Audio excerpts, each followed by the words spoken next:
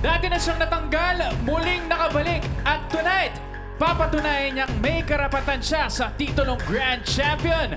Handa na sa kanyang pinakamalaking laban, ang sexy songstress ng Bicol. Ito ang round 6. Matira ang pinakamatibay. Mariel Reyes versus everyone. Let the final clash begin.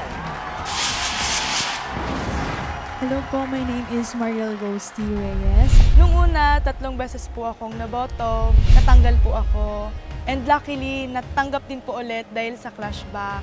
Na-realize ko na may second chances pa po pala. Sobra ako nagpapasalamat po doon dahil nagkaroon din ako ng pangalawang pagkakataon para maibigay ko kung ano po yung sino si Mariel. Sa Bicol, dakulaon pong pasasalamat ko po sa Indogabos. Tig-suportaran nindo po ako, digdi sa The Clash.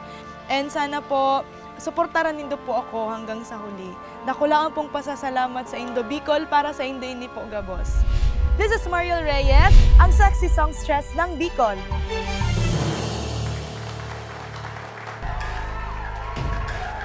Sexy songstress, Mariel Reyes. Mariel, looking great. And you sounded so good. Ang galing ng Buena Mano. Siyempre, tatanungin Clash natin panel. ang ating Clash panel. Yes, sometimes yung mga almost talagang positive pa rin ang kinalabasan. You know, nag-comeback ka nga.